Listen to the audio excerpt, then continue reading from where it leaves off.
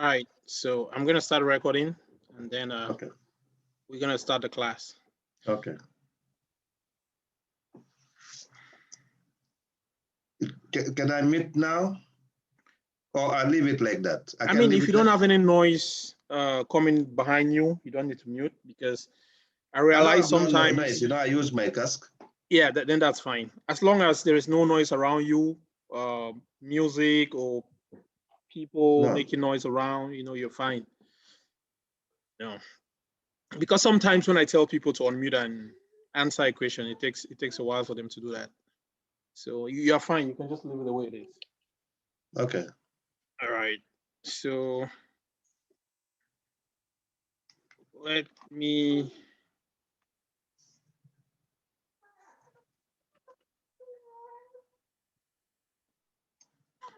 Just give me a second. 1 second.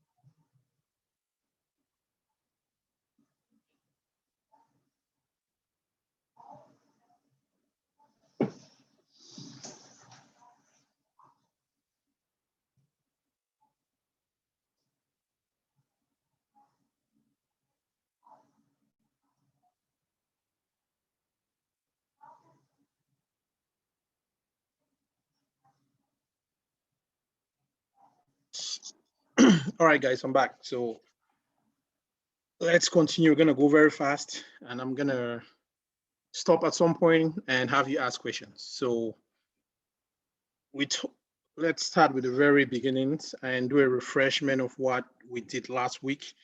So we're gonna start with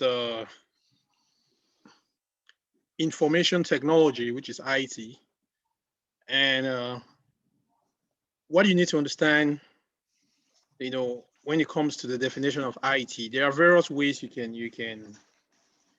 look at it, but I'm gonna make it simple for you. So information technology, the most simple way to explain it or to come up with a definition for it is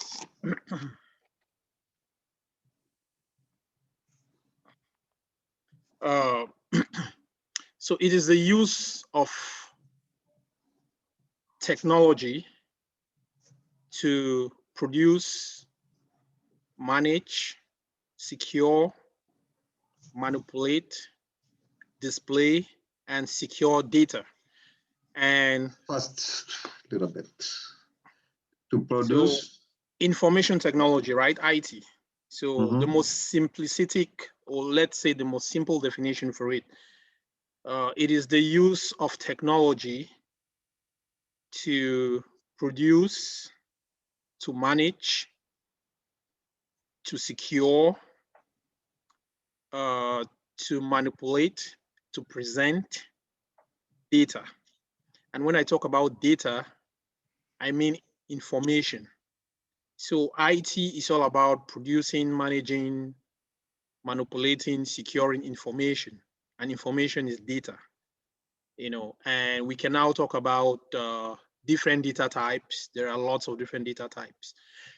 So if we go back to the definition and we say it is the use of technology, the word technology there will refer now to a lot of things, to a lot of different technological items that are used to produce that data.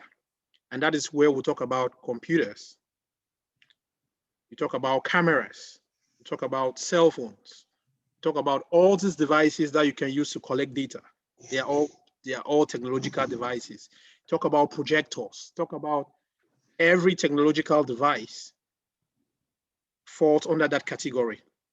So that is where the information is being gathered or where it is being produced. And we also use other technologies or technological equipment to manipulate, to store the data, to manage the data, and to secure the data, right?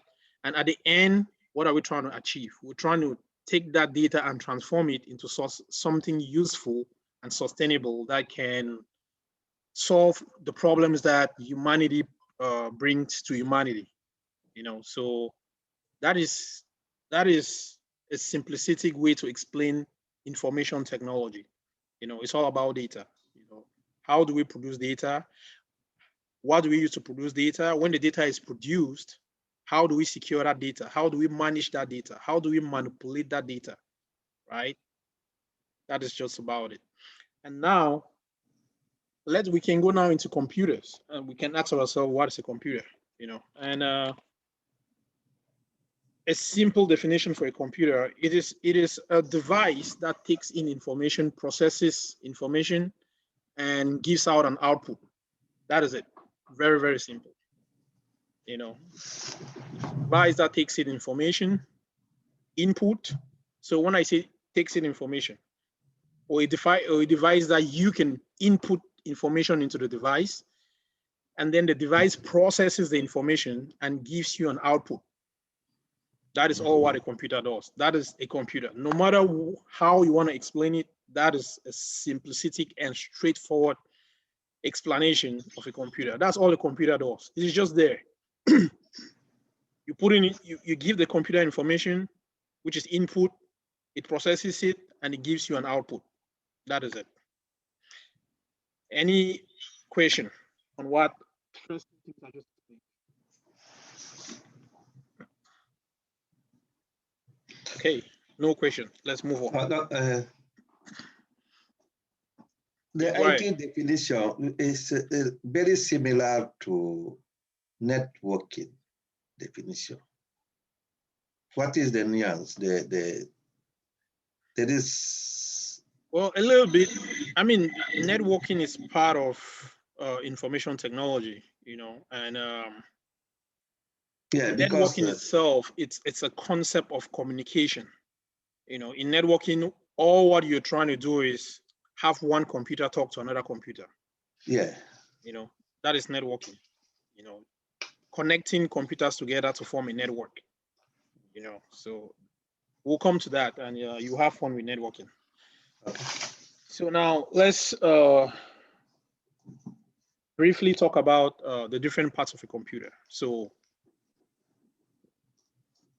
the hard drive is one, the CPU is two, and the CPU is a central processing unit. And then you have a RAM, which is random access memory. And then you also have GPU, which is the graphics processing unit. So GPU, which stands for graphics processing unit, is in charge of computer graphics.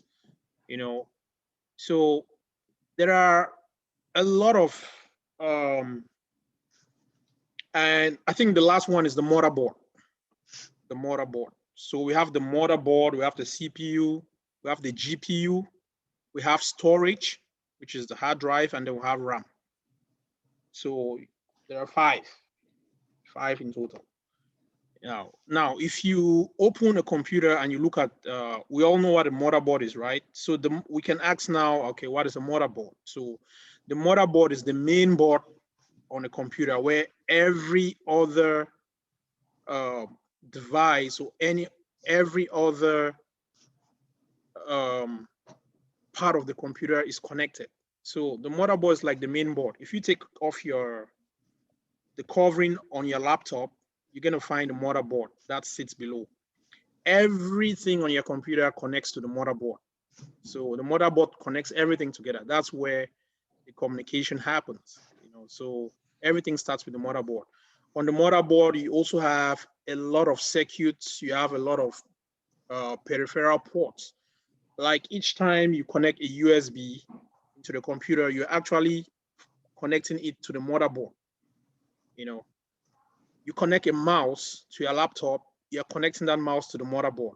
You connect a speaker to your laptop, you're connecting it to the motherboard. So everything gets connected to the motherboard because the motherboard is where everything connects so that all the different parts of your computer can work together. So your motherboard is very important. You know, there are a lot of other things on the motherboard, but the important ones for you to know are the CPU, the RAM, and the storage. You know, so those are the three most important elements on the motherboard that you should care about. You know, so when we talk about CPU, what are we talking about? We're talking about the central processing unit. And what you need to know is that the CPU is the brain of a computer. Like a human being, you have a brain. The CPU is the brain behind a computer. So another name for the CPU is the processor. So if you go to Micro Center or somewhere to a hardware store to buy a computer, and they tell you what processing speed are you looking at? No, they are talking about the CPU, the processor, and you should understand those things right now. So you don't want a computer that runs with a slow processor. You want fast processing speed, right? That's what is going to make your computer fast. And when it comes to processing speed, you hear about them talking about cores. If you look on your machine on the top, just look on your laptop, you can see something like i5 or i7, or do you see anything like that? Bertrand, do you see any sticker somewhere around your laptop that says maybe i5, Intel i5, Yeah, yeah, Core AMD? i7. Excellent. Yeah, Who else sees anything on the earth? yeah. On the computer, where this is. Just look somewhere in front, and if you Yeah. can, if you want to communicate with us and you cannot really unmute and speak, you can either type a message. I'm still gonna get it. If you want to answer with type in a message, go ahead and do that. I'm still gonna get your answer. So yeah, so some laptops you have it on them. A little sticker is close to like your mouse pad, right? It could be on the left or on the right. You know, you'll say i5 or i7 or something. If you don't have it, it's fine. You know, it will be on some. Maybe yours is below at the bottom of the computer. But yes, that's where you know your what kind of processor you have. You know, so you have i5s, you have i7s, and the two companies that are in charge of making CPUs. You have Intel. I know most of you have heard about Intel, right? You have Intel, and you also have AMD. You know, AMD is abbreviation for, but they go by AMD. I don't care to know their other names. You know, but AMD and Intel, they are the biggest world producers of motherboards in general and CPUs. You know, so Intel, if you look at Intel, they had i5 processors, and recently they have i7. So those are their two fast processors, i5 and i7. i7s are faster than i5s, you know, so, and they are more expensive than i5s. So if you go into a hardware store to buy a laptop, you already know one thing you are looking for based on your needs. Do I want an i5 or do I want an i7? You know, i7 processors are faster than i5s, right? So are you looking for a laptop or a machine that has a super fast processor? Is processor speed important to you, or storage is important to you? So those are decisions that you would need to make yourself to make a determination on what kind of machine you want to get. And again, the CPU is also graded into cores. And core Core, I'll spell it C-O-R-E. So when it's a single CPU, you'll see they'll use the terminology single core. If the machine has 2 CPUs, they'll go by, if it has 3 CPUs, they'll go by triple cores, quad core, if it has 4 CPUs, or double cores, if it has 2 CPUs, all of these are going to increase the price of that machine. A single core and a quad core, they're not going to sell at the same price. So it means you have 4 processors. It means the machine is processing. So think about an i7 quad core against an i5 double core. You think those machines are going to be the same price? No. So those are the things you're looking at when you're going into a hardware store to purchase a laptop. So my goal is that no one calls me again and tells me what kind of machine should I buy. By the time you understand all of these things, you can walk into a store comfortably and know why you're paying a certain amount for a certain machine. You're not just paying because the sales guy is telling you, oh, this is very nice. It's a good machine. It's going to run good. All those things are sales. You don't want to, you want to go there with knowledge, and you can actually, and most of those sales people, they are not too technical. They are just trained to do the sales. You want to go there and ask them questions that are going to make them sit quiet. Most of them, if you start asking them what cores mean, they'll not explain to you. But I'm glad I'm able to explain that to you today. Okay, Miss Fit said hash is i5. That is good. And also the generation, and she also asked a smart question, the generation. So the generation just simply explains when it was made, when it was released. Because they keep making new models of CPUs, and they started with the first generation, and then they'll go second generation, third generation, fourth generation. Mine here is 10 generation. I have an i7 10 generation. The one maybe 2 years ago was i7 maybe 9 generation. So the generations are going to keep adding up as they make new CPUs over the years. But it doesn't mean pay attention to this. You can come across an i5 machine 10 generation that is more expensive than an i7 machine which is 8th generation. You have to be careful with those things. You look at the number of cores, things like that. And it's not only the CPU that will determine the price. Of course, the 3 things I spoke about: CPU, memory, and RAM. Those are the 3 things that will decide a price of a laptop. And then maybe the vendor. Some vendors that already have big names in the market, say Dell, HP, Samsung, they'll use their names too to make money, right? Oh, it's made by Dell, so it's probably good, right? As opposed to some name that we don't know. Say if Bertrand forms a company today, he could make a very good machine with a lot of memory, fast CPU and all that, but because we don't know the name in electronics, we'll be like, hey, I don't trust this machine, so names too matter. Now, so that is that for CPU. So let's talk about memory. Memory is storage, and memory is RAM.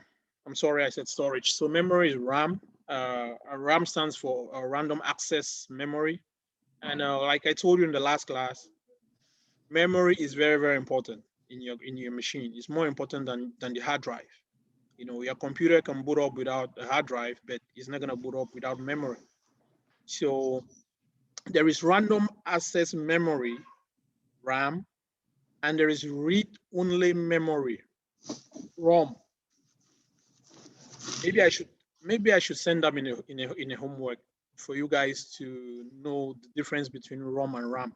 But I'll just tell you today, even though I'm still going to follow up in a future homework. So I think RAM is part of the homework you guys have this week. So some of the things that I will say today will cover part of the homework. We'll give you answers for that homework. So RAM is random access memory, and RAM is very volatile. Volatile means when the computer boots up, if you remember the boot up process, at some point the operating system gets loaded into RAM, right?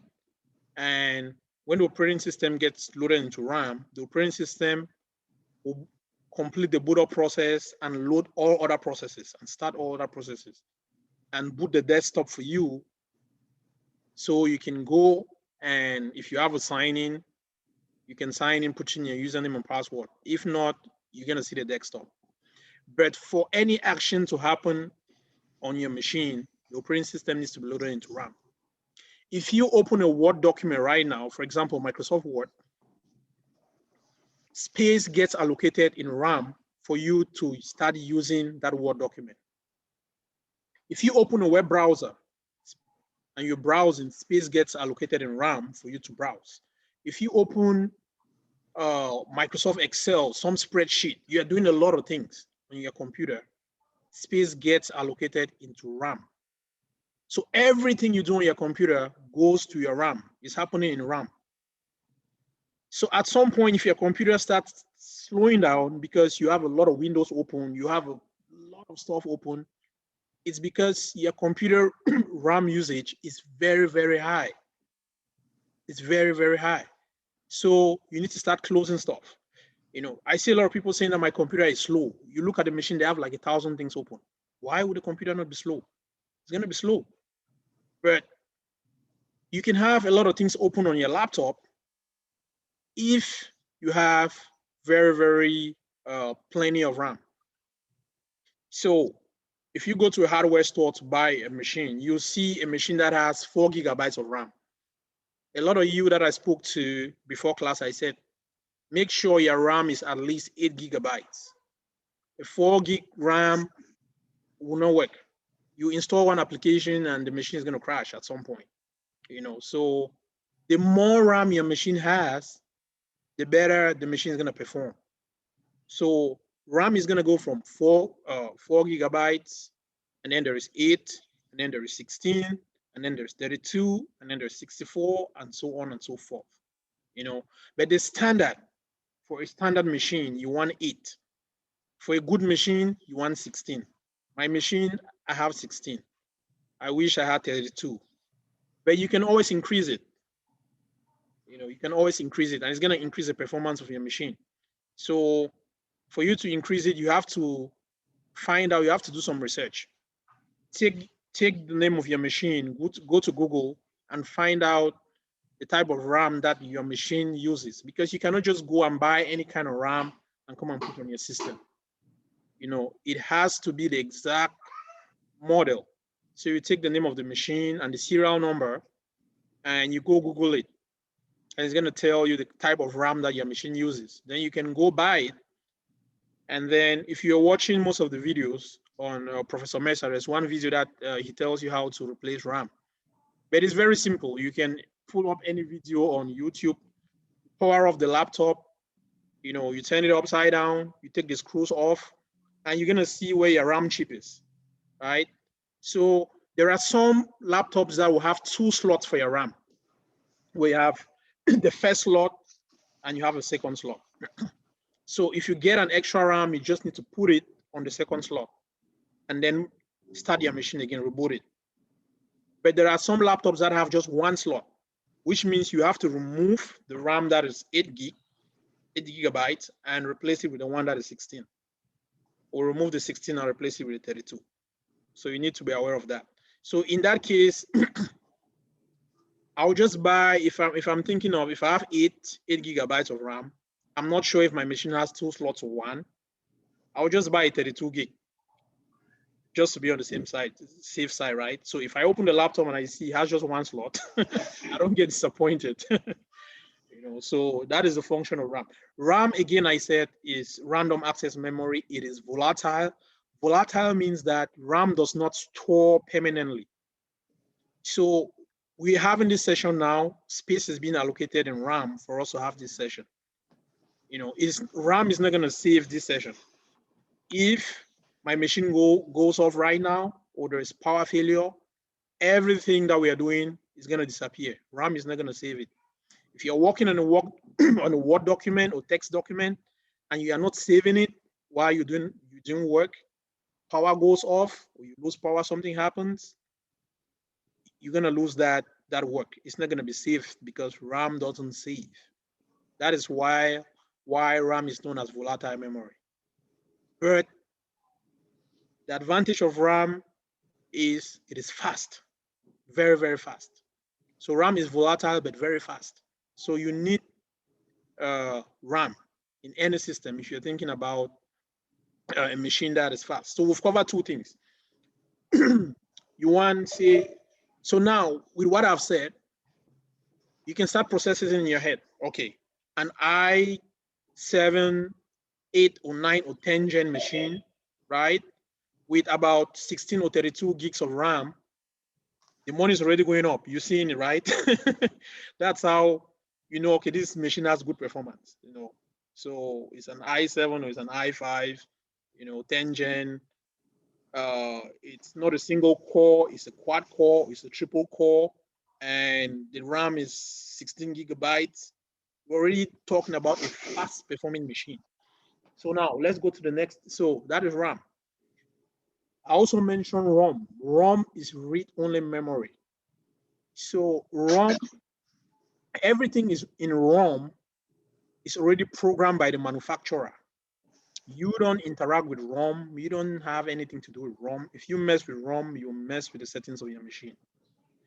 So most of there is something called firmware, which I will also uh, uh, talk about on Saturday. I don't want to go extensively into it because I said I don't want to be teaching stuff that is new. So most firmware is loaded in ROM.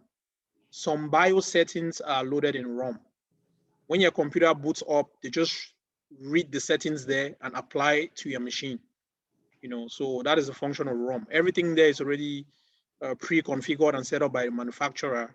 You don't have to do anything, and everything in ROM is saved. It's not volatile. It's permanent. So now let's talk about storage. Each time you hear about storage, think of the hard drive. There are also external hard drives that you can use. Oh, Gerald, sorry. Yes, Emeka. Can you repeat what you said about ROM? You said ROM, you can't save ROM?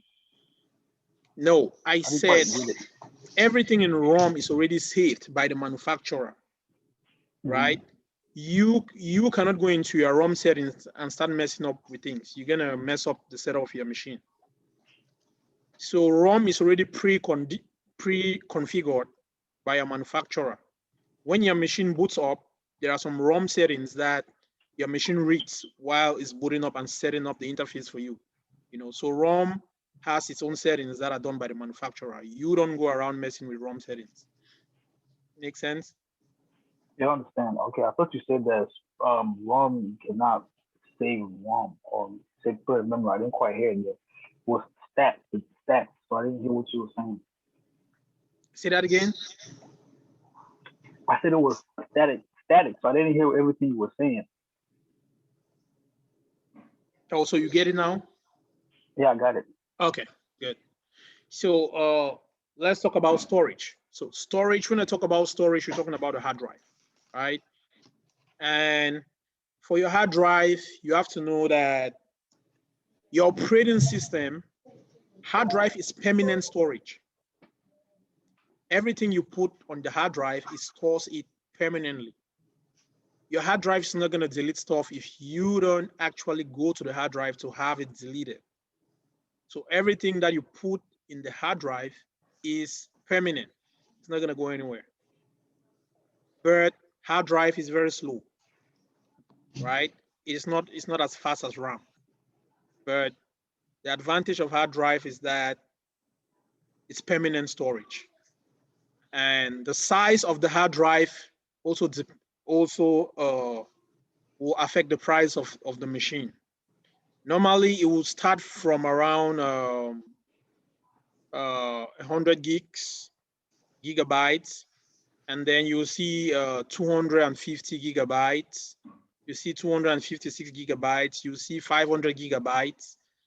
You will see 1 terabyte, and it's gonna keep going on. You know, so Having this knowledge now, if you go to a hardware store and you see a machine that is, say, an i5 fifth generation with a single core CPU and 4 GB of RAM and 256 GB of storage, and that machine is going at $800 or $900. Are you not going to punch the guy in the face?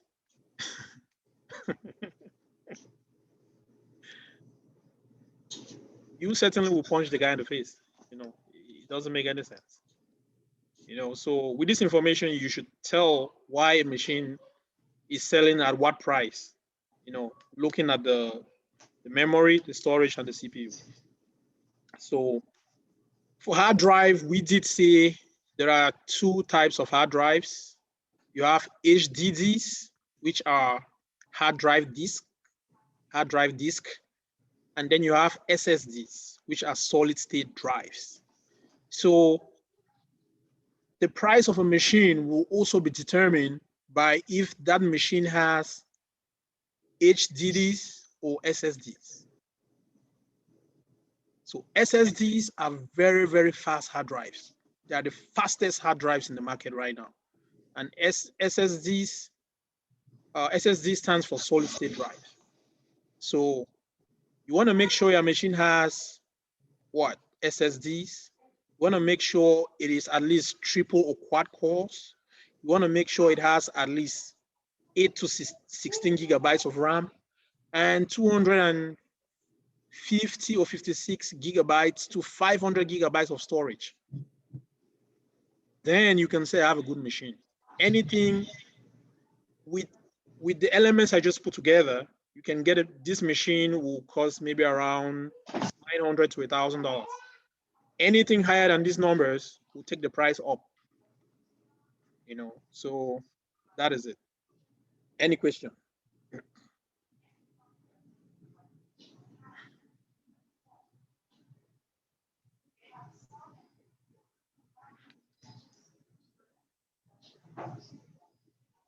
Okay. You might not.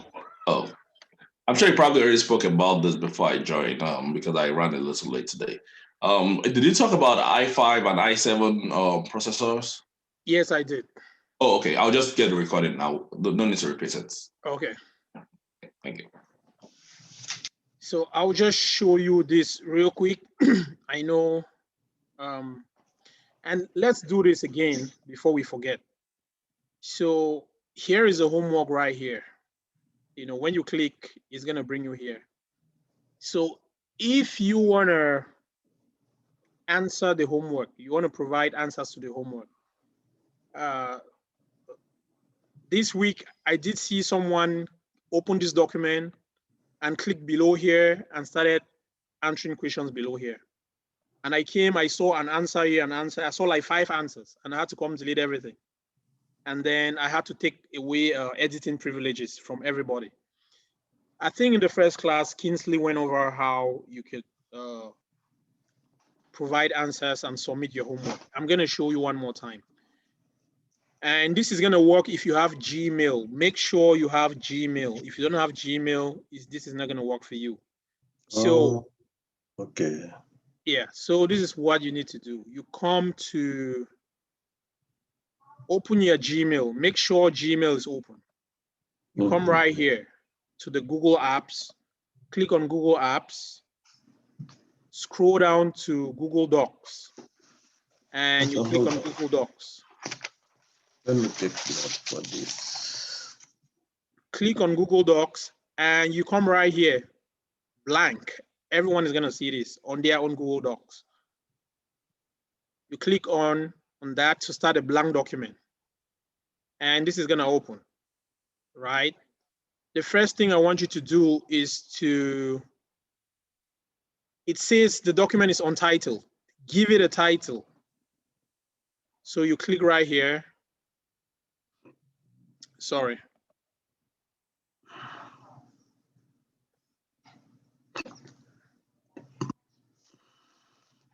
So It's untitled. You click right there. And you can type, you can name it homework doc, and then you press enter. And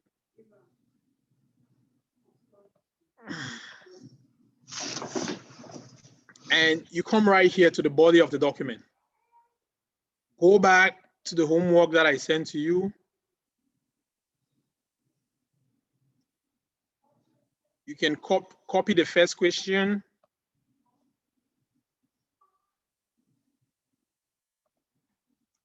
You copy it, bring it to your own document, and you paste it. When you paste it now, you can type your answer below. So you do this all the way to the end. So I don't want you to be doing copy and paste for everything. You can just go and copy everything. You can go copy everything and do one paste. So everything is there. And then you go below every question and you put in your answer. Now you're done with the homework. You want to submit it.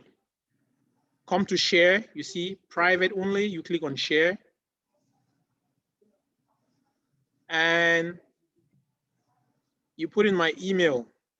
The email for the class is techspace500@gmail.com. You share to that email. That is it. If you want to add a message, you say homework 1. Yeah. Quick question, Gerald. Make sure I have editing. Everything I can edit it, because I'm gonna be doing. I'm gonna be correcting the errors you make on the homework and telling you if you're right or wrong. So if you don't give me editor privileges, I'm not gonna be able to do that. So you do this and then you click send. That is it. I'm gonna be able to see it. I'm gonna be able to, and as soon as I make edits on it, you'll be able to see it from your end. Question, please.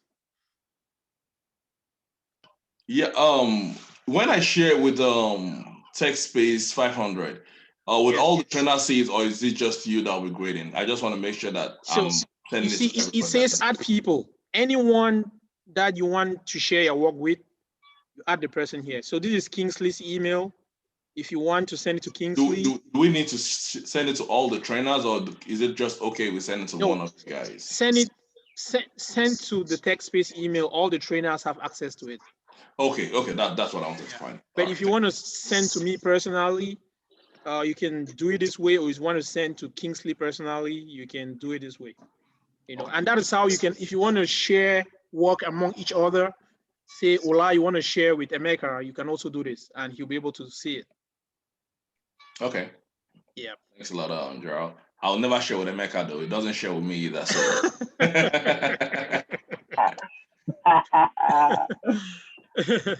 I will share with you. Not my money though. Well, that's a good one. All right, guys. So that's how we do submit our homework. And homework is due Friday, 11:59 p.m. If you submit it Saturday, 12:01, you're late. And I'll charge you a late fee. So if you submit a late homework, I'll not look at it. I want us to respect time. And if I don't correct your homework, it's not good for you. So please submit your homework on time. And here is one thing about homework, guys. Let me say this up front, because with my experience with the other class. So I do present the homework, right? And the whole point of the homework is for you to go study, research this material, and answer the questions and be able to understand what you're doing. It is not about going online and copying, Googling stuff, copying answers and pasting and sending it to me. No, I already know the stuff, right? So if you go Google stuff and paste and send to me, that doesn't help you. It doesn't help me. I already know the stuff. It's for you to understand, because when you submit your homework, I go through, I'll come to class and I'll ask you questions about our homework. And if you're unable to answer, then you didn't do the homework. You just copied and pasted stuff. Do I make sense? Yeah. Is what I'm saying fair or it's not fair? Or it does? If I'm saying, if what I'm saying doesn't make sense, tell me, hey, it doesn't make sense. Because if I give you a homework and you go to the homework, I expect you to be able to explain that homework if I ask you a question about it, right? And if you're unable to explain that, it just tells me that you just went and copied and pasted. You know, so let's not plagiarize. Go online, do your research. If you can actually explain it in your own words for it to make sense, even if it doesn't come out the way it's supposed to come out, I'll go through and I'll correct it. And I'll ask you questions about it. If you cannot explain to me, then there's a problem.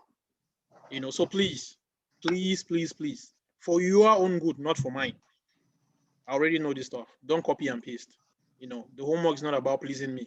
It's about making sure you know your stuff and you are able to explain this stuff.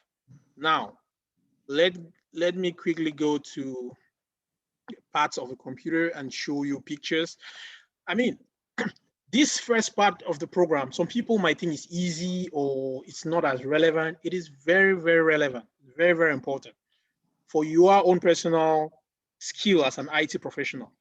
Because after what I've just told you today, you can comfortably go into Micro Center and challenge one of those guys, you know, and talk to them tech-wise. They'll not just be telling you things, and you know, you can talk to them comfortably, you know. So, and also know this stuff. It's important because right now, after you're done with this program, a lot of people are gonna know that, hey, this guy did some IT course, and they're gonna start asking you things like this. You cannot tell them you don't know. Please, that would be disgracing me. Please, if somebody asks you what kind of machine should I buy, don't tell me you don't know. You should be able to tell the person, ask the person, what are you trying to achieve? Are you buying a machine for storage purposes? Are you going to be doing some computational arithmetic things, you know, and calculations? If you are thinking about high graphics, are you going to be playing video games, graphical things? You know the kind of suggestion to make to that person based on their usage. If somebody says, I just want a basic machine for some home use, you know what to suggest to that person and the kind of budget, you know. So let's just go through this real quick. Now, so these are computer parts. So most desktop machines will come like this. We've seen this before. This one right here is the case, and everything is in the case, right? And now this is the motherboard. This is what a motherboard looks like. So like I said, the motherboard connects everything together. So everything, if you open your laptop right now, you're gonna see the motherboard. It's like this, you know, and you're gonna see all these circuits, you know, all this fun stuff, you know, are gonna be on the motherboard. And looking at the motherboard, you should be able to know what is on the motherboard, what am I looking at, what is what, you know, things like that. This motherboard right here, if you pay close attention, the hard drive is not there. There's no hard drive here. But you can see right here, this is a CMOS battery, right? This is a CMOS battery. And who remembers what the CMOS battery does? Starting up the system. Say that again? It's part of the starting up of the system. The booting part, the booting of the system. Not a bad attempt. Ola, what's the function of a CMOS battery? That's where the system functions are stored, like all the things you want stored on the computer, like the time, and your boot sequences and whatnot. Excellent, excellent. So that's your CMOS battery. Like I said, the hard drive is not there. Here is your fan model. So remember, a computer is a machine. When a machine When the machine is running, it gets hot. If you drive a car from your house to a store, the engine gets hot. You have a fan that blows the engine, right? To keep it cool. It's the same thing with your computer. It's emitting heat, so it needs to be cool. You have a fan model that blows heat out of the motherboard. Every machine has a fan model.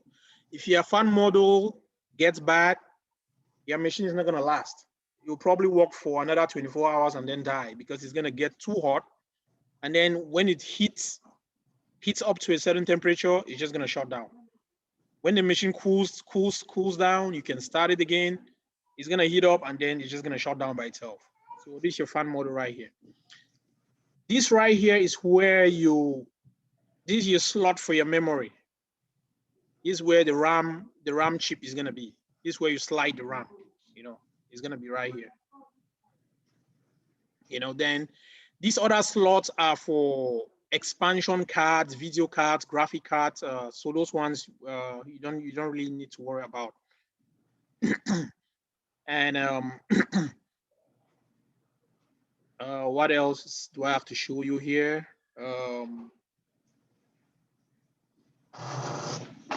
And right here, this right here,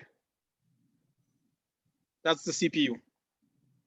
And this is probably a quad core because this is another one right here. So this is be a double core, So this computer has two CPUs, two processors. And then these other fun stuff are just other chips, that are used for different stuff that you don't need to worry about. So that's what the motherboard looks like. And if you ever see it, so you're looking at the fan model, you look at your memory, your hard drive will probably, it will be somewhere. I don't see the part on this motherboard where the hard drive will be because the hard drive is not there, So that is that for motherboard. So know the function of your motherboard. And if so it is also called, sometimes you hear them call it main board, circuit board, system board. Sometimes you hear they call it logic board, so that is your motherboard. This right here is your CPU, so if you look at the motherboard, it's the other way. So right now it's turned upside down. That's why you don't see the pins, right? So this is it right here. But if you look at it right here, it's facing up. If you turn it upside down, it's gonna look like the way it looks on the motherboard. So this is the brain behind the computer. This is where all the processing goes on. This is where all the arithmetic calculations happen. All this, everything processes in your CPU. That's the CPU. That's what it looks like. So if you open the computer, you should be able to identify them. So if you want to read more about the processor and what it does, I'll send you this doc, so you just go through and just understand. And then this is your storage hard drive. This is an older hard drive. This is HDD. A solid state is not gonna look like this. A solid state will look like the one Kingsley showed you guys in class. It looks like a RAM chip, but this is an HDD hard drive. It looks like this. So there are some machines, like I said, you can go buy a machine that has an HDD or a machine that has an SDD. I say SSD. An SSD is not gonna look like this. An HDD will look like this. And this, when you open a machine, you're not gonna see it like this. It has a casing.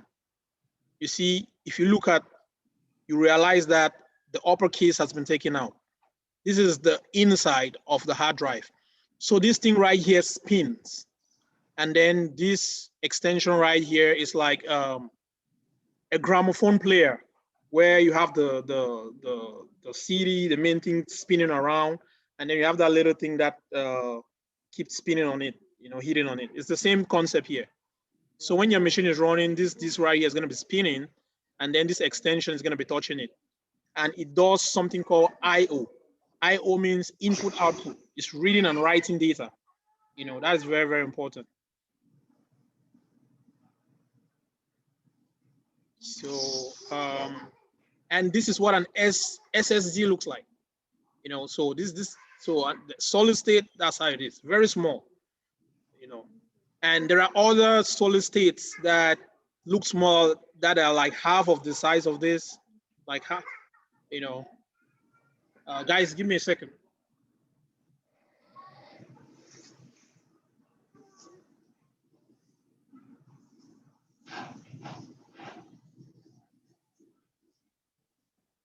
So this is what your SSD looks like. These are the fastest hard drives on the planet. You know, so you want to make sure your machine has an SSD.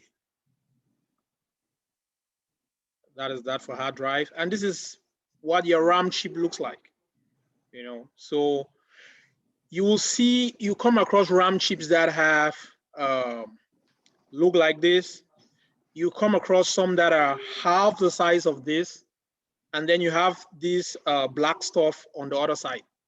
So you have 4 this way and then 4 on the other side, right? Or you come across ones that are as long as this one. So it's gonna depend on the slot, the RAM slot, how long or short the RAM slot is. You know, so some machines have a longer RAM slot, some have a shorter RAM slot. You know, so this is what your RAM looks like. So if you open up your machine and they ask you to go replace the RAM, this is what you're looking at. It's this guy.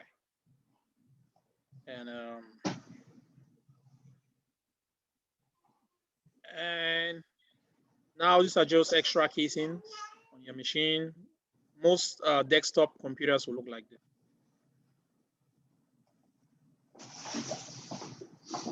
And you also have a graphics card. You know, this is what your graphics card will look like when you open it. You know, it's a small card that is also on the motherboard. And it is in charge of all the nice graphics that you see on the computer. If your graphics card is dead, you'll not have graphics. You know, your graphics is gonna be terrible. You know, so that's what a graphics card looks like.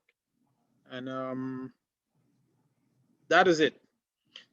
So let's talk about different types of computers, right? So for different types of computers, you have laptop computers, you have desktop computers.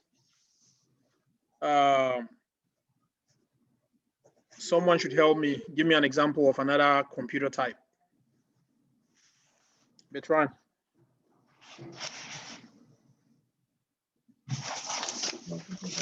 I think you have like other kind of like mobile devices like iPads. Excellent. Yeah.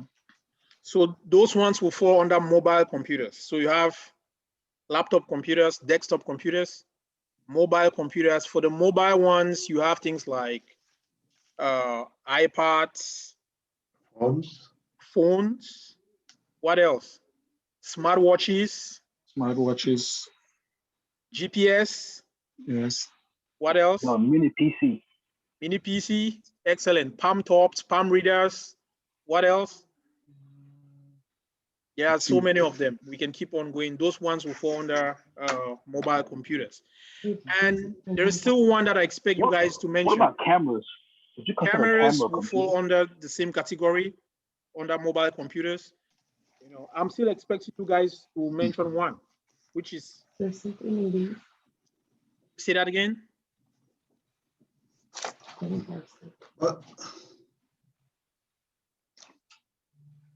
Guys, go ahead. There is one that you guys haven't mentioned, which is very, very important.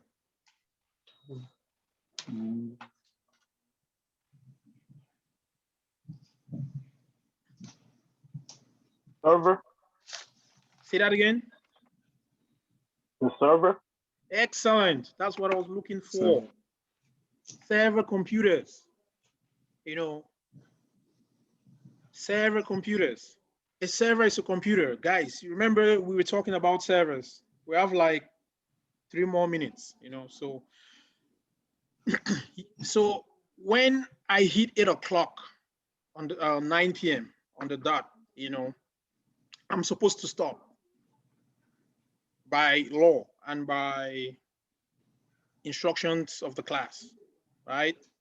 But if you guys want me to stay, let me know. If you guys say it's done, we end the class.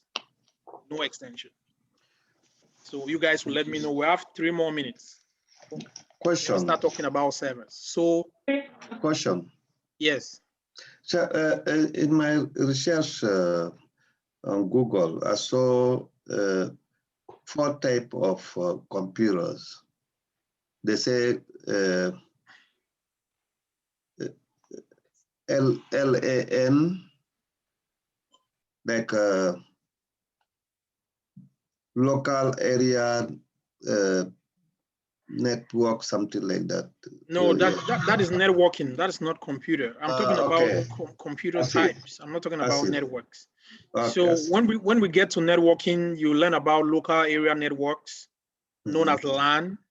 You learn about wide area networks, known as WAN. You learn about metropolitan area networks. You learn about personal area network. That's the network around you. If you use your phone and you start up a Bluetooth, it's going to start up a network connection. That's going to be known as a personal area network. So we'll discuss it. Don't worry about that. But I'm talking about computers.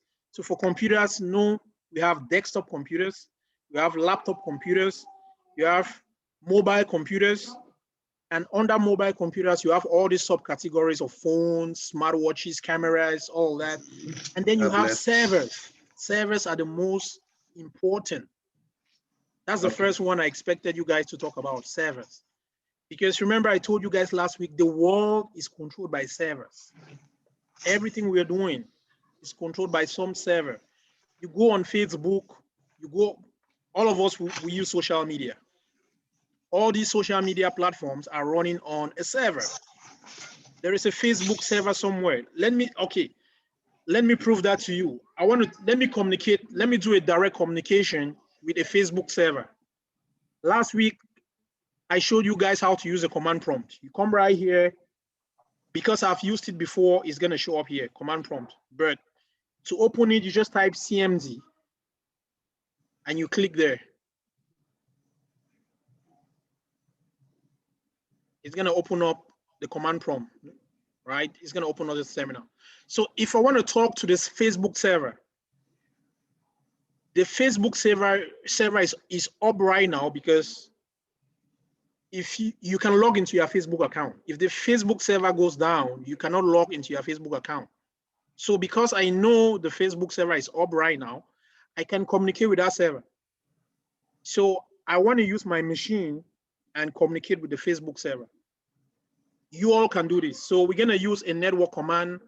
It's a troubleshooting command. You're going to be using this command a lot at work. The name of the command is ping. So when you're pinging a server or another computer, what you're actually trying to do, you're asking a question. You're like, are you there? Are you there, sir? And then the computer is going to respond and tell you, yes, I am here. I'm alive. I'm on the network. So let me ping Facebook. Let me ping their server. And you guys gonna watch the server respond back to me. So just type, you can do the same thing. Type ping facebook.com. Watch what happens. So it says ping in Facebook. This is the Facebook IP address. We're going to talk about IP addresses from this weekend. And this is a reply. The server is replying back to me. It says reply from this IP address. I got 4 replies. So when I did the ping, I sent out 4 packets, 4 data packets to Facebook. You see, packet sent equals to 4. The Facebook server received 4 packets. None was lost along the way, right? And it responded to me with the 4 packets. 4 replies came back. So I pinged Facebook and I'm like, are you there? They got the ping and Facebook server responded, yes, I'm here, yes, I'm here, yes, I'm here, yes, I'm here, 4 times. I have a question. Yes. Does that mean that you on the network with Facebook for it to respond back? No, I'm not on the same network with Facebook. I'm on my network. I'm sitting at home. You can do the same thing. That's what I said. Go ahead. So how's the server responding back to you? Because we are using the internet. My machine is connected to the internet. Facebook server is connected to the internet.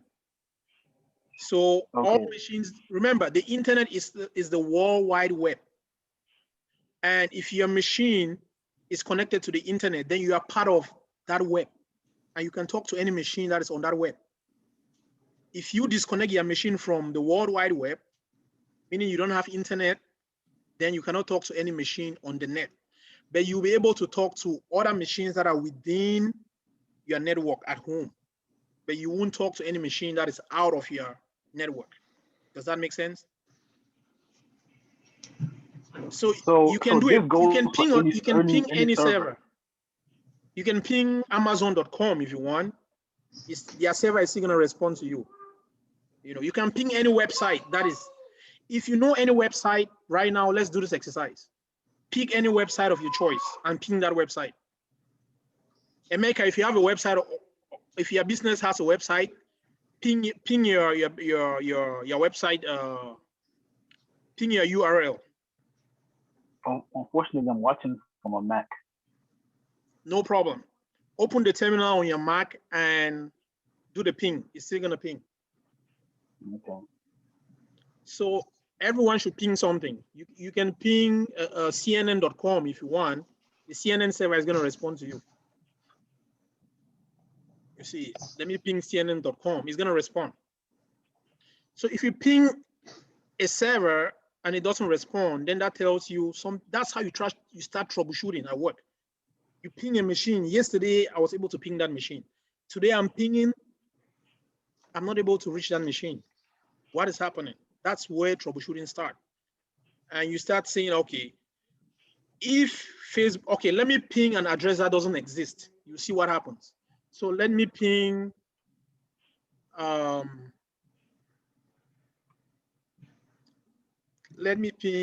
let's do a maker. Let me add Bertrand's name to it. Emeka Bertrand.com. I can guarantee you this ping is gonna fail because there's no server hosting this guy. You see, ping could not find host. Emeka Bertrand.com. Please check the name again. So there is no server that is hosting this guy. That's why it's gonna fail. There's no computer that has this host name. This URL doesn't exist. So it's gonna fail.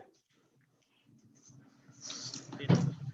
But if I ping, say, Amazon.com, I'm sure it's gonna respond because I know Amazon is up.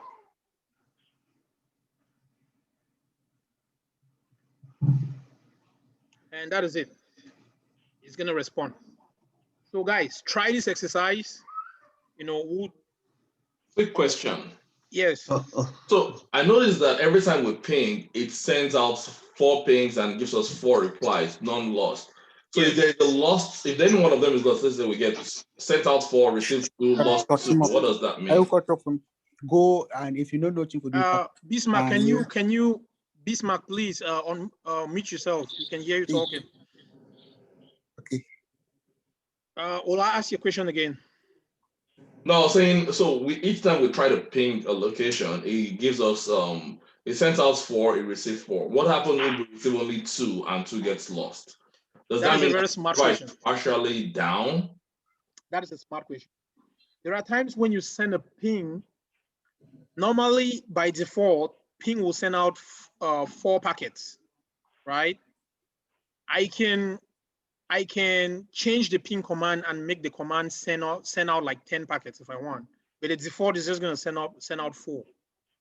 Sometimes you get 3 replies and one of the packets gets dropped along the way. It can happen, right? If 4 goes out, 2 comes back, 2 gets dropped. The fact that you got a reply that tells you yes, the server is up, it means the server is up. It means the server is up. If the server is not up, if the server is down, then you won't even get a reply. You will get a reply timeout. You get a ping timeout, because it's gonna keep pinging. It's gonna wait for a reply, you know. And if a reply doesn't come after, like, say, after some certain number of milliseconds, it's just gonna fail. So let me actually explain to you what happens when you send this ping request, right? I'll use another command to explain to you. Let me do I have a question. How do you stop it from because it keeps giving me the service. It's not stopping. Say that again. CNN.com. I did CNN.com, and it's still scrolling down. It says 156. You did what? I did CNN.com. Yes. You sound far away from your mic. Can you come closer to your mic so we can hear you? Can you hear me? Yeah, that's better now. Okay. I said I did CNN.com. Yeah. And for some reason, it's still going. CNN.com. He said you haven't gotten a reply yet from CNN.com? No, I got a reply, but it's not stopping. So how do you stop it? Yes, because you are using a Mac. Press Control and then C. Press Control and C. Oh, he's using a Mac? Yeah. Okay. So with a Mac machine, you have to stop it. If you're a Mac machine, if you don't stop it, it's just gonna keep giving you a ping. Yeah, Continuous that's how ping. Linux machines are. When we start doing Linux, you realize the same thing. Each time you understand send it, ping, it's just gonna keep going. So you have to do control. You have to do control on your keyboard C for it to end. Hold down to end control the process. and then hit the C key. It's gonna stop it. So Mac is Linux. Yes. Yes. Oh, okay. Did it stop? Yeah, it stopped. It stopped. Okay. It stopped. Nice. So going back to Ola's question, right? I'm using this other command, tracer. And then I'll explain to you what tracer means. So I'm doing a tracer. I have another question. So this is a way, let's say if I want to get a URL and I want to see if somebody owns that URL, so I can come and ping it to see if the URL is available. Not necessarily. A server can be down, but the URL is not available. And you ping, you do a ping, is gonna tell you there is a network connectivity problem. So you don't use ping to find out if a URL is available. If you want to know whether a domain name is available, go to godaddy.com. That's where you get domain names. Let me show you. I know how to get a domain name. I was just asking. I know how to get a domain name, but I was just thinking maybe this is a back way of getting it. That's what I was thinking. No, the ping is just to test connectivity. It's just to test connectivity between your machine and that machine that holds this URL. If that machine is up, it's going to reply to you. If it's not up, it's not going to reply to you. Sometimes the machine could be up, but you're not still going to get a reply. And you need to troubleshoot and find out why are you not getting a reply. Ola did ask a very smart question. He said, someone should mute, please. I'm getting a background noise. So sometimes you send 4 packets out. Sometimes 2 might get dropped along the way, or 3 might get dropped and 1 reply comes back. So I'm using tracer to actually show you something. I want to trace the path a network package is gonna take from my machine to, we're using facebook.com. So let me go back to facebook.com. So I'm doing a tracer on facebook.com. So it's gonna show us the path that network package is gonna take from my machine all the way to the facebook.com server. Yeah. And if something gets dropped along the way, it will tell me where it is getting dropped. So let's go ahead. Now, look at this message. It says tracing route to facebook.com. So it's taking you the route the package is taking to facebook.com, right? So this is my IP address. We'll talk about IP addresses. So it's gonna keep bouncing from router to router until it gets to Facebook. You see now it left this area, is in Houston. It's in Comcast.net. Yeah, so it will leave the Comcast office. It's gonna go to Dallas and it's gonna keep going until it reaches the Facebook server. So with this command, I can tell you exactly where the Facebook server is. If it reaches somewhere in Africa, it will go off. It's never gonna reach Africa, bro. So that is where the server is. So you so see this is where where the server is. H star mini something something something. I know it is around Dallas because from here it told me it's in Dallas. That's the last location. It didn't mention any other city again. So I know it's in Dallas. Can you try Amazon? Because mine is on 23 and it's currently timing out. And it's still looking for it, but I can't find it anywhere. Yeah, sometimes it does that because when it times out, it doesn't mean that it has failed. That means it went to a certain amount of server in that location, then it couldn't get a hold of it because the server is probably down or off. Yeah. So it goes now to the next what is it called? The next cluster. Hub. Yes, the next hub. Yeah. So one thing to know is that when you do a ping, it's not gonna send yours to the same place it's sending mine. Facebook doesn't have just one server that is sending everyone to. They have thousands of servers around. So they'll send you to the nearest one around you. Depending on the location where you are, yes. Your geographical location. So they might send me to Dallas. I know you're in the Dallas area. They'll probably yours will probably go to the same place. But it's not a guarantee that because mine is going to Dallas, yours will go to Dallas too. Yours could go to New Mexico, for example. You see, look right here. I got a request timeout here. So that doesn't mean the server is not responding. The server will respond. So this command right here is to trace the route that a network packet will take from your machine all the way to the server. And back to your machine with a reply. So when you see request timeout, it simply means that the routers that are here are not giving us a request. They are not responding. Yeah, because just to add to what Gerard said, as when you send this command out, the first thing it does is that it goes to the nearest router around you. That's what the command does. It goes to the nearest router around you to pick the information from there. So if it goes to the nearest router around you, it gets a timeout. That's when it shoots now to the further ones. Yeah. So that's what happens. So if you see a request timeout, doesn't mean that the thing it has failed. It's just because it went to the nearest router around you, and then it was not available. So it fails. So it goes now to the next one further, and you just keep going just like that. I have a question. Yes. Go ahead. Okay, so when I compared the Facebook search that you did with the Amazon, what I noticed is that they all went to, I see Dallas, Texas, IBM.com, Comcast, and you stated that the server is in Dallas. Mm-hmm. So does that mean that the server where it was heading to was also Dallas and then it timed out? No, that's not what. So my ISP. So the last thing we'll do today, I'll come to that, is to go over some terminologies. I'll send a document to you. So my ISP is Comcast. ISP stands for Internet Service Provider, right? So that's the person that provides you internet. Yours could be Xfinity or some other company. Verizon. So that's my internet provider. Yours could be Verizon or some other company. Normally, each time you're searching the internet or you are sending a ping request or something, it's gonna go to your ISP. That is the person that is providing you with internet.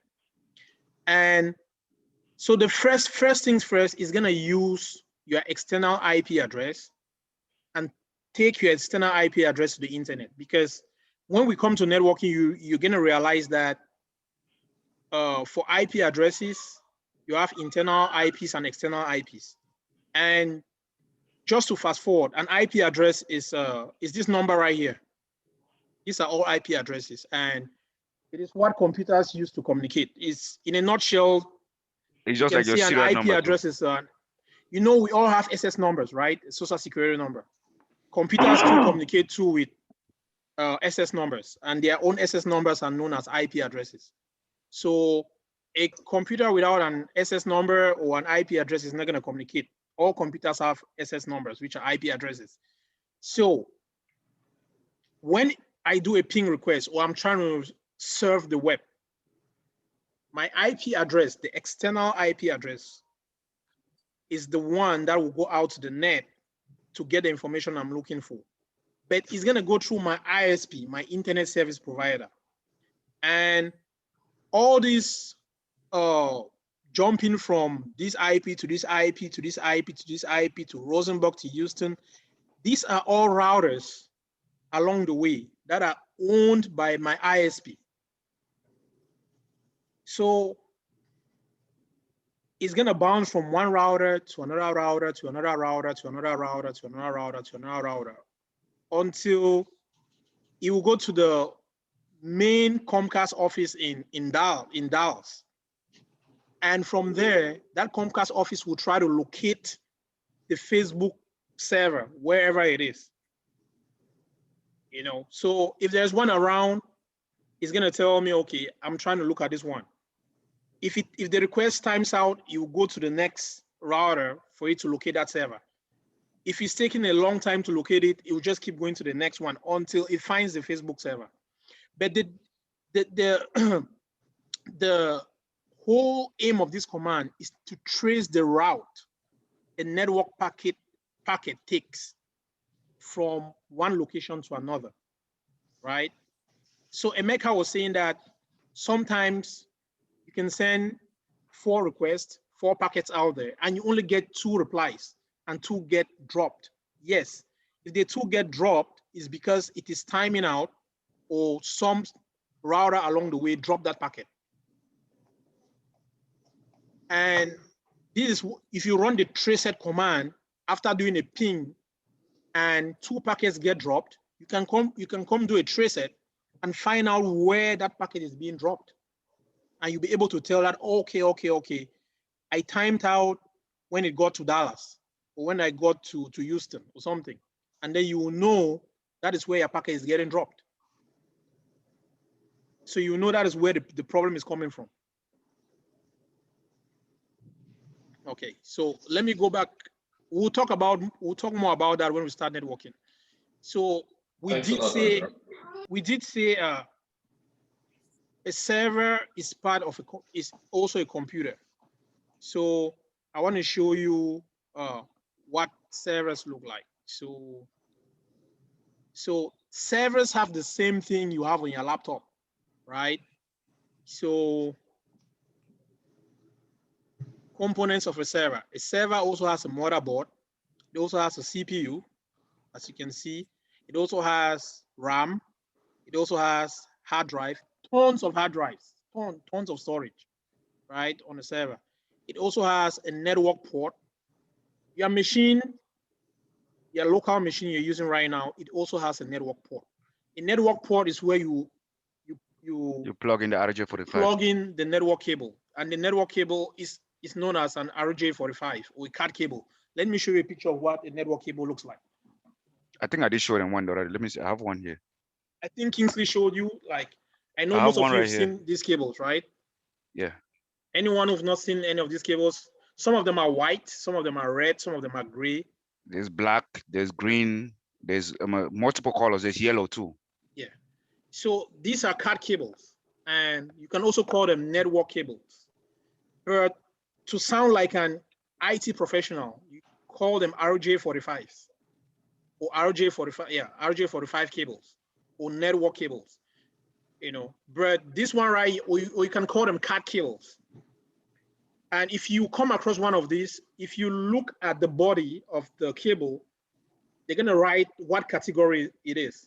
This one right here is a Cat5e. So the CAT stands for category. You know, so this is a Cat5e cable. If I want to be specific and really sound like a network professional, I'll say a Cat5e or a Cat5 or a Cat6. You know, so but the cable will tell you the type of CAT cable it is. And the category of the CAT cable determines the speed of data transfer that you get from the cable. You know, and they come different shapes, different colors, different prices. Yep.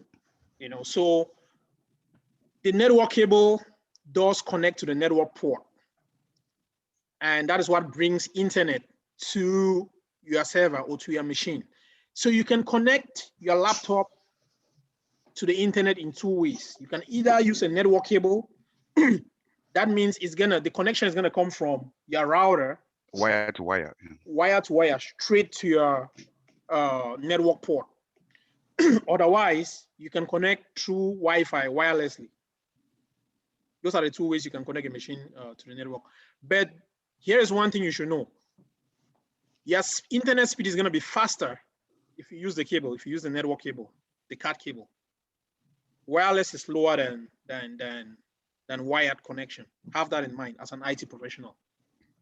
And it is easy to hack a wireless connection than a wired connection. Also have that in mind. Okay. Another part of the server is a power supply, And then we saw the GPU on the other machine.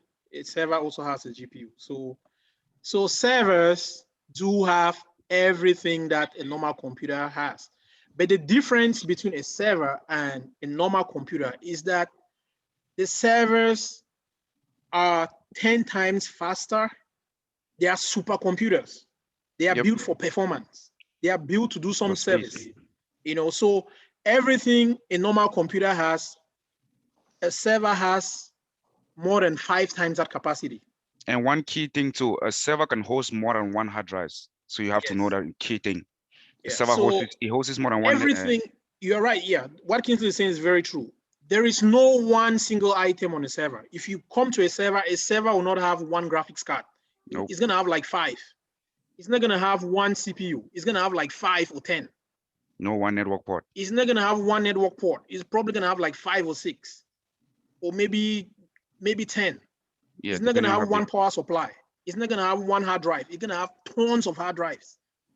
That's because they are built to offer some service. Because you don't want your server to be down. Yeah. If tomorrow you go to, right now, if you try to go to facebook.com and it's not accessible, you're gonna be like, what is Facebook doing? Just imagine the Facebook server had just one power supply and it failed and the server went down and caused that kind of outage. It's gonna be crazy. Yep. So that's why the servers, they have multiple power supplies, multiple RAM chips, multiple CPUs. So if one fails, the other one just starts working. That's how servers are. And servers are expensive machines. So we'll end here. Before we end, I'll just show you a video of a server room. So you see what a server room looks like. Gerald, did you get a chance to go over the way to submit homeworks? Yes, I did that. All right. Thank you. Sorry I was late though. And before I actually make us watch this sweet video, let me just show you this document.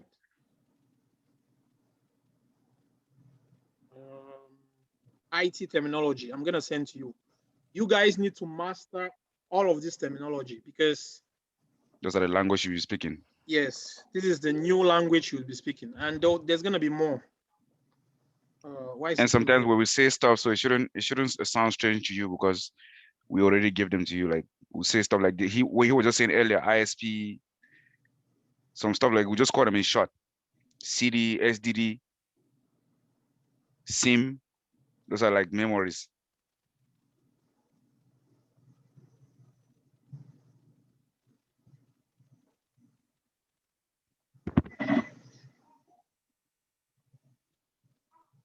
Okay, guys, can everyone see my screen? Yes. Okay. So you all need to learn this terminology because as the class goes on, we're gonna be teaching using this terminology and using the short form because that's what you're gonna hear in the IT environment, any IT environment. They're not gonna say information technology, they're gonna say IT. ISP, you hear a lot about ISPs when we talk, when we get into networking. ISP is your internet service provider. Is the company that's providing you internet and cable. That's your ISP. And in your company too. From tomorrow, please, I don't want you saying again, let me call Comcast or Xfinity. Right. Please start using the word ISP. And in your company too, whatever company you're gonna work at, you always hear them say your ISP team or your ISP department. So you gotta be up to date with those languages. When they say, Yeah. oh, can you reach out to the ISP department? You be like, oh, what's the ISP department? That's already a no-no. Yeah. So URL, which stands for Uniform Resource Locator. You know, so you need to know that. PC, we all know PC, which is personal computer. OS, we've been using OS since the first day of class, which stands for operating system. We know about GUI, graphical user interface. We know about CLI, command line interface. We know about www, World Wide Web. We know about USB. I'm sure a lot of you didn't know what USB means. You've been using a USB, but you never know what USB means, right? Today you're gonna learn. That's what this is the meaning of a USB. Universal Serial Bus, that's a USB. LAN, which is a local area network. GPS, a lot of us have been using the GPS. We've never known what it means. So there's today also you're gonna one. know. You should also Global know that Position Unit, that's what it stands for. Same with Wi-Fi. We've been using Wi-Fi. We don't know what Wi-Fi means. This is what Wi-Fi means. Wireless fidelity. You're gonna come across API, application programming interface, BIOS, basic input output system, CMOS. You know, I told you CMOS, the full meaning is very long. That's why complementary metal oxide semiconductor. Yeah. Nobody calls that. And then GB for gigabyte. And then, sorry, GB for gigabit. There's a difference between gigabit and gigabyte. Take note, guys. Don't get confused. Gigabit is smaller than gigabyte. Lower cases. Lower cases. So GB. look at the B here. The B here is lowercase. Is lowercase, and the G is supposed to be lowercase too. You know, no, I think the G is uppercase. Yeah, that's correct. Yeah, that one is fine. So this is gigabit, the smaller version of a gigabyte. The gigabyte, the GB, both of them are upper cases. This is the big one. And then of course we know HTTP. Every time we're going online, we're going to a website, www, HTTP, you know, that's actually a network protocol to connect to the internet. Just to add to that too, you see some that says HTTPS, it stays the same thing, but the S stands for secure. Yeah. So the S, yeah. Sometimes you see an S in front of this. Right. The S just stands for secure. It doesn't mean that the name changes. It's so same each thing. Time you are visiting a bank website, Bank of America is going to open with HTTPS. Yep. A company which tells website. You your connection to that website is secure. So it actually stands for Hypertext Transfer Protocol. ICMP. Yep. Internet Control Message Protocol. So today we just use ICMP when we were using the ping command, because it is ICMP that actually sends those 4 packages that we sent out when we're pinging Facebook. It is Internet Control Message Protocol. So that's what ICMP does. IP, which stands for Internet Protocol, you should be familiar with. TCP, this is another one you have to be very familiar with. It stands for Transmission Control Protocol. Or transfer, yep. Same thing. Yeah. UDP stands for User Datagram Protocol. Right now, we're having this video call. This guy is in action. UDP, this is UDP going on. This video call we are having, we are using UDP right now. ISO. ISO, International Organization for Standardization. NIC stands for Network Interface Card. So we just, a few minutes back, we talked about the network port, right? Where you plug your network cable. When you plug that network cable, it actually plugs into your NIC, into your network interface controller or card. So sometimes you might be troubleshooting and you don't have internet connection. The problem might be that your network interface controller is bad. And we'll tell you the various ways you can troubleshoot and find out if it's your network controller or not. But in the IT world, you hear a lot, they'll be talking about NIC. So each time you hear about NIC, know that they're talking about the network controller or the network interface card. That is, let me repeat, that is where you actually connect that RJ45 Ethernet cable or RJ45 cable. and it is in the motherboard. It's part of the motherboard. RAID, this one is very important when we'll be talking about storage. It stands for redundant array of independent disk. There are different type of RAIDs. You have RAID 0, RAID 1, all the way to 10. But the most reader will deal with is just 0 and 1. Yeah, we'll deal with RAID 0, RAID 1 and 5. RAID 1 and RAID 5. RAID 5 because things remember RAID 5 has parity. Yep. Yeah. And it also carries the redundancy too as well. Yeah. So we'll do RAID 5. And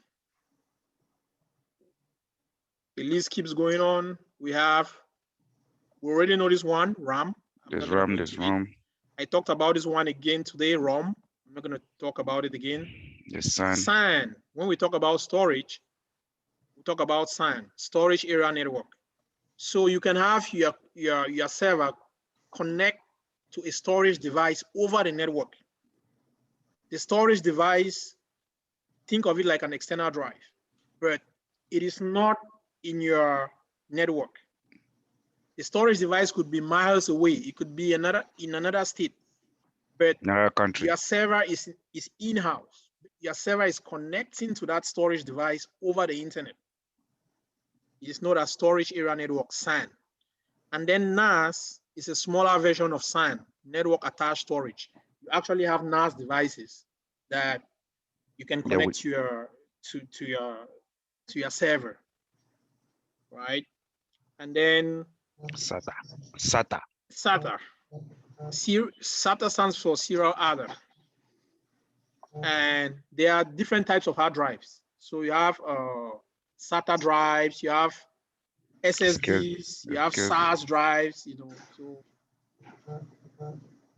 you also have this one, SCSI. It is pronounced SCSI. Take note of the pronunciation because you hear this a lot. It's not SCSI. Don't say SCSI, please. Don't say SCSI. Call it SCSI. SCSI. That's the pronunciation. Can you put the SCSI, Gerald, can you put the SCSI in bracket? Just put it at the end in bracket. SCU. Yep. So that's how you pronounce it, guys. SCSI. Don't say SCSI, please. We're not in a forensic. It's not forensic war. So SCSI is another type of hard drive. So hard drives, you have serial ATA, you have SAS drives, you have SCSIs. An example of a SAS drive, SAS, is solid state.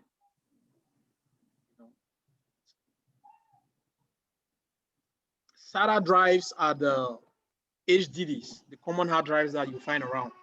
Yep, the big ones. Yeah. And then there's also SQL or SQL.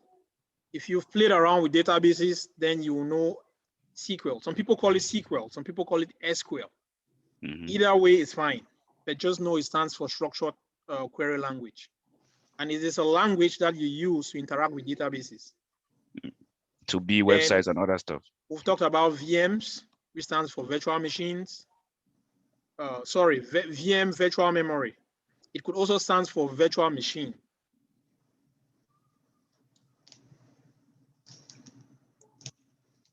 Also called.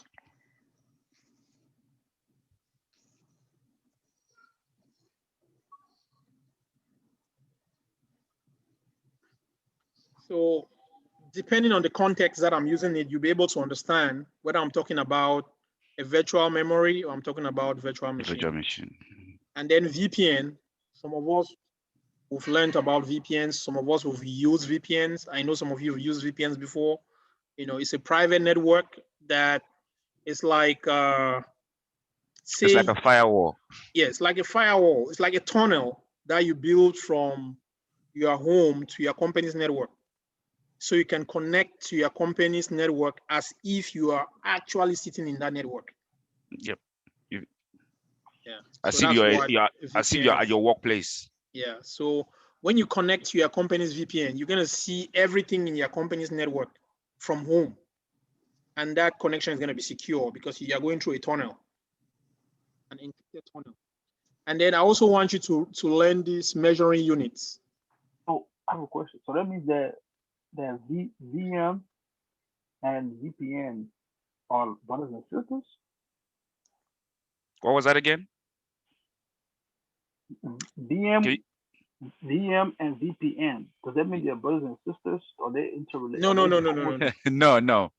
A VM Because- here, like I said, it could stand for virtual memory. Okay, let me just quickly explain to you what virtual memory is. Virtual memory is sometimes your RAM can get so busy because you are doing a lot of work and your RAM is full, it's getting full, and you need extra RAM or you need extra memory. What is going to happen? Your hard drive is going to provision virtual memory and use it to complement or extend your RAM so you can do what you're doing. So virtual memory, sometimes in some environments, they call them page files, right? They call them page files. They call them swap spaces, you know. So you can hear about swap, you can hear about virtual memory, you can hear about page files. They are the same thing, you know. So your hard drive can be getting, your memory can be getting full because you're doing a lot of work. Your hard drive provisions virtual memory to complement your RAM, just to increase RAM so you can continue working. But after the work is done, the virtual memory disappears. Yep. Yeah, that's what It's virtual memory is. It's in a layman term. Files, then?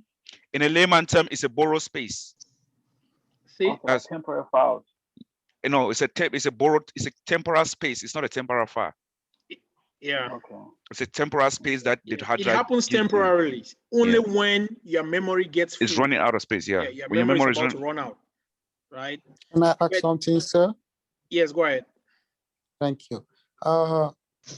Is VM an equivalent to what they call a swap partition in Linux? No. Oh, thank you. No, that's what I wanted to know. Go ahead. No.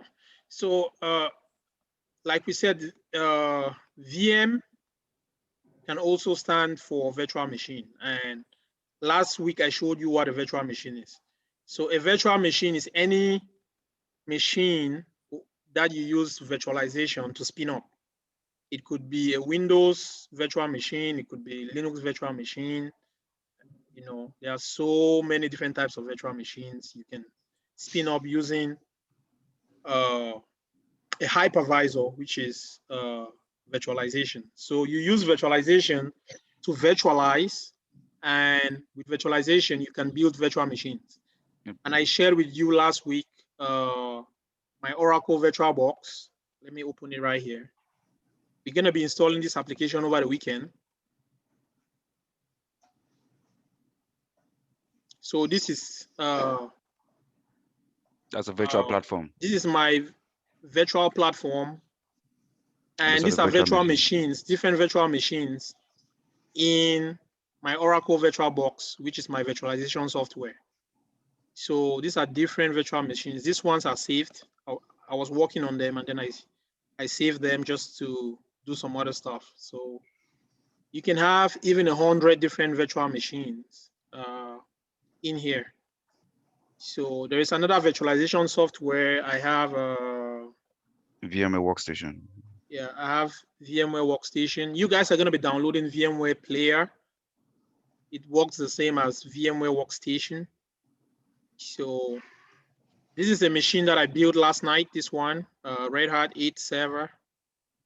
You know, so these are all Linux machines for your information, all Linux machines. So we're going to learn all these things. You're going to, on Saturday or Sunday, we're going to install all this stuff. We're going to install VMware Workstation or VMware Player. We're going to install Oracle VirtualBox.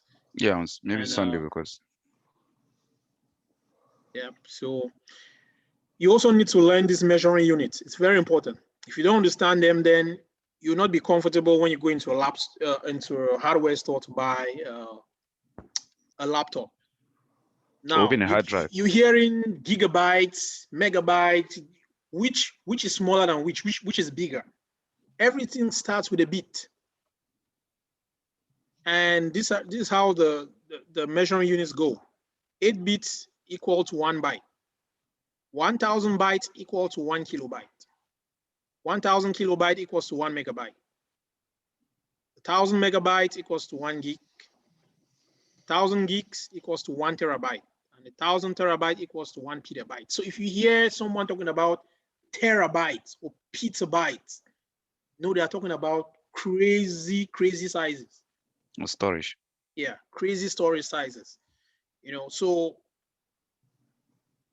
if you go out there to buy a machine, you're looking at either the machine should be in the gigabytes or in the terabytes. You don't want anything in megs. You know, so if you hear me say megs, I'm talking about megabytes. Those are Chromebooks. You know, so if you hear me talk about gigs, I'm talking about gigabytes. You know, so understand these measuring units. So if you go to a hardware store, they are telling you that your laptop is 1 terabyte. You know, it has a ton of storage. So you can say your machine is an i7 quad core, 1 terabyte. That kind of machine should be expensive, right? Yep, maybe like 36 RAM space or something like that. Yeah, or RAM, you're talking about 32 gigs of RAM or 64. You know, Yep. that's expensive. You know, So so $5,000 understand these machine. things so you know how prices are set on those equipments. And then again, these are just what we discussed earlier: computer types, desktop, laptop, server, and then mobile and portable computers, smartphones, TVs, tablets, and all that. And then hard drive. Your hard drive is classified into 4 different categories. We just talked about SCSI. And this is what SCSI actually stands for.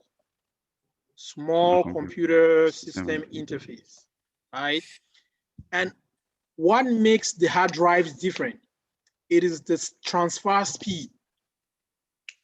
And what is transfer speed? Transfer speed is how the hard drive processes data that you save on the hard drive and how quickly you can retrieve data from the hard drive.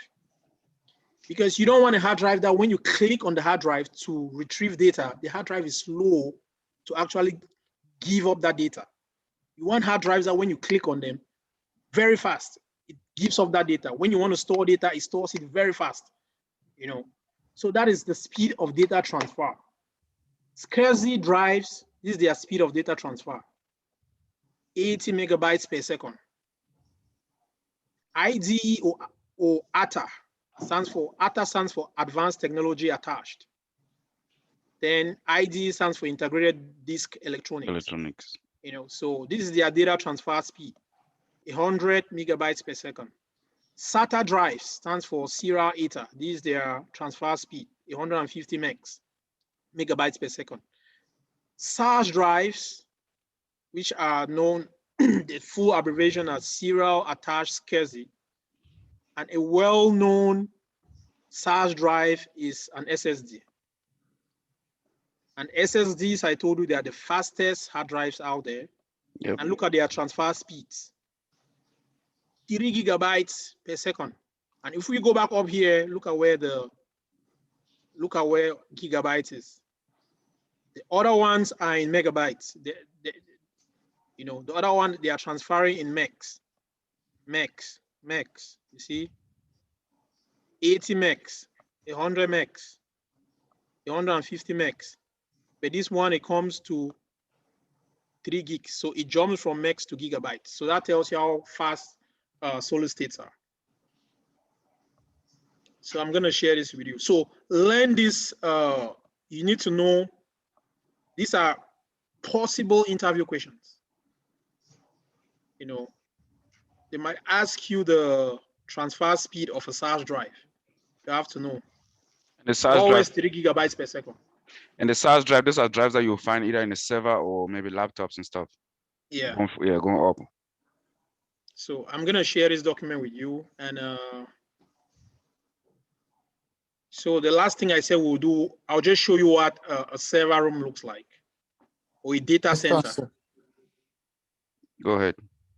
Thank you. So what difference exists between a hard drive speed, and a processor? The hard drive speed is for you to give you information, like as when you, let's say, request an information from your hard drive, it should be able to respond to you in a very quick manner. And when you're saving data on that hard drive, it should be faster enough to save that data very quick before it gets corrupted or something. A processor speed is different. The processor runs on the machine. It gives you the machine speed. It makes the machine works faster with the help of the processor and the RAM. Those are the stuff that helps your machine to run faster. Like when you click on an application, it quickly opens. That's the help of the processor and the RAM. So the processor speed is totally different from the hard drive speed. Yeah. Remember, Kingsley, Bismarck, what a hard drive does is just to store information. That is it. Hard drive is purely storage. Your hard drive has nothing to do with how your machine performs. Performance is with your CPU, not your hard drive. Yep. Your CPU and your RAM. Those are the two things that determine the performance and speed of your machine. Hard drive is just take information, store it, give the information when you need it. Yep. So a fast hard drive will store information faster and release the information faster. A slower hard drive will take its time to save that information, and it's going to take its time to release the information. Let's take, for example, that your hard drive was slower, then your processor was faster. So your processor, you're trying to save information on your hard drive, and then you're trying to save information on your hard drive, but the processor is faster than the hard drive. So if you're sending information to that hard drive and it's slower, it will take forever to respond. So it's got to be like very fast in a way that it can receive information and send back information quickly. Okay, thank you. So we did say a server, we know what a server is, right? A server is a supercomputer that offers some kind of service. And we said servers control the world. So at work, you might have a server room that has a ton of servers, but I want to show you a bigger size of a server room, which is known as a data center. A data center is where you have tons and tons of servers. Millions of servers. They cover a huge amount of square feet. They can cover the size of a football field or even 2 football fields. So all these big companies, Facebook, Amazon, they all have data centers around the world. So let's look at a Google data center, just a walkthrough, just to give you an idea of it.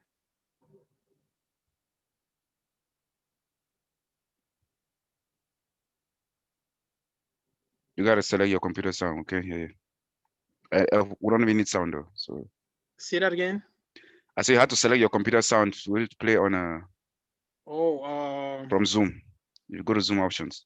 Okay, just give me a second. If you go up where you're sharing, like up top, like up your screen, up above, where it says view options. No, up, like you hover over the screen all the way to the top. Here? Yeah, where it says view option. If you click that drop down menu, you should see where it says use computer sound.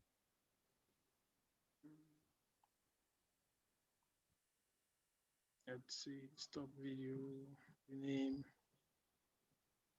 I know I've come across that somewhere. Yes. No, it's not here. I know I came across it somewhere. Try on a microphone though. Try on microphone too. There should be an up arrow on the microphone. It goes audio settings.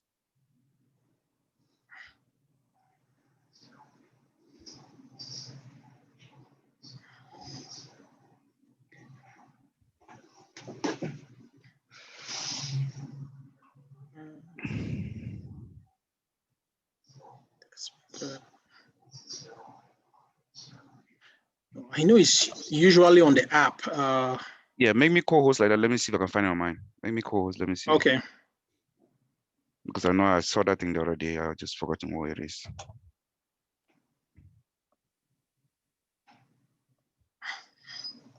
All right, let me see. What's about side by side? Zoom ratio.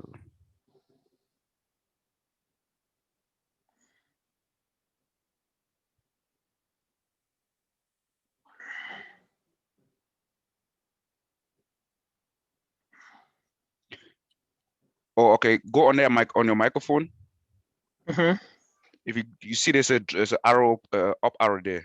So if you click that up arrow, you see where it says test. I think it's leave computers audio or something like that. Where is that? Here? On the mic, where your microphone, you can mute yourself. There should be an arrow up arrow key next to Mine is pointing down. This one. This is the only one I have. Hold on. I don't know if I can share my screen. You see, but can you minimize your Zoom screen so we can see? I can see the bar, the taskbar. Just stop sharing for a second. All right, let me see if I can. Let me do this. You see this bar here? You see here? Can you see? No, I don't see you. I don't see what you're telling me. I just see. You see my desktop, right? No, are you sharing? You're not sharing. Is that you? Yes. Okay, I see now. You see this drop down here? Do you see any drop down up top? No. Yeah, that's the thing. Anyway, you can do it from your end. Just do it from your end. Just Google. All right, let me go to Google Data Center, or you do the Microsoft Data Center. Let's go to Google. No, go to YouTube. No, it's gonna open with YouTube though. Okay.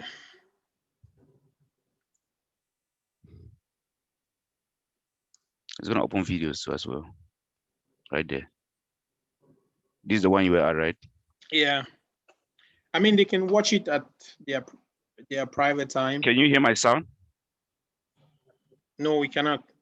All right, let me show what I was saying. Like if it says share computers. It's row upon row upon Can you hear it now? machines. Yeah. All working so if you go to more, if you look on the more option on your taskbar, I love building and operating go data there, see where it says share. I'm Joe Cava, sound. Vice President of Data Centers at Google. I'm responsible for managing the teams globally that design, build, and operate Google's data centers. We're also responsible for the environmental health and safety, sustainability, and carbon offsets. Can you stop that from the beginning? This data center from the beginning again in South Carolina is one of the internet. It is a giant building with a lot of power, a lot of cooling, and a lot of computers. It's row upon row of machines, all working together to provide the services that make Google function. I love building and operating data centers. I'm Joe Cava, Vice President of Data Centers at Google. I'm responsible for managing the teams globally that design, build, and operate Google's data centers. We're also responsible for the environmental health and safety, sustainability, and carbon offsets for our data centers. This data center here in South Carolina is one node in a larger network of data centers all over the world. Of all the employees at Google, a very, very small percentage of those employees are authorized to even enter a data center campus. The men and women that run these data centers and keep them up 24 hours a day, 7 days a week, they are incredibly passionate about what they're doing. In layman's terms, what do I do? I typically refer to myself as the herder of cats. And I'm an engineer, hardware site operations manager. We keep the lights on and we enjoy doing it. And they work very hard. So we like to provide them a fun environment where they can also play hard as well. We just went past the 3 million man-hour mark for zero lost time incidents. 3 million man-hours is a really long time, and with the number of people that we have on site, that is an amazing accomplishment.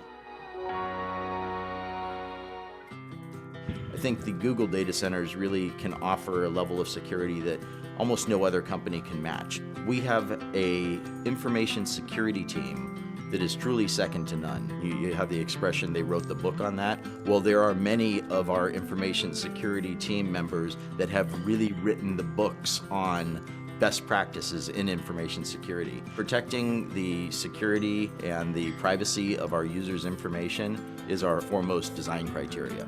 We use various layers of higher level security the closer into the center of the campus you get. So just to enter this campus, my badge had to be on a pre-authorized access list. Then to come into the building, that was another level of security. To get into the secure corridor, which leads to the data center, that's a higher level of security. And the data center and the networking rooms are the highest level of security. And the technologies we use are different. Like for instance, in our highest level areas, we even use underfloor intrusion detection via laser beams. So I'm going to demonstrate going into the secure corridor now. One, I have to be on the authorized list with my badge. And then two, I use a biometric iris scanner to verify that it truly is me. Okay, here we are on the data center floor. The first thing that I notice is that it's a little warm in here. It's about 80 degrees Fahrenheit. Google runs our data centers warmer than most because it helps with the efficiency. You'll notice that we have overhead power distribution. Coming from the outside yard, we bring in the high voltage power, distribute across the bus bars to all of the customized bus taps that are basically plugs where we plug in all the extension cords. All of our racks don't really look like a traditional server rack. These are custom designed and built for Google so that we can optimize the servers for hyper efficiency and high performance computing. Kingsley, it's true that sometimes drives fail, and yes, we can have you to find the one replace for them, Microsoft? upgrade them because maybe they're just no look longer for a couple of efficient to run. seconds. We have a very thorough end-to-end chain of custody process for managing those drives from the time that they're checked out to the server till they're brought to an ultra-secure cage where they're erased and crushed if necessary. So any drive that can't be verified as 100% clean, we crush it first, and then we take it to an industrial wood chipper where it's shredded into these little pieces like this. In the time that I've been at Google for almost Let this one just finish. I'll check. Yeah, I think it's fine. You can stop sharing. You can stop sharing. It's at fine. least 5 times. Most data centers have air conditioning units.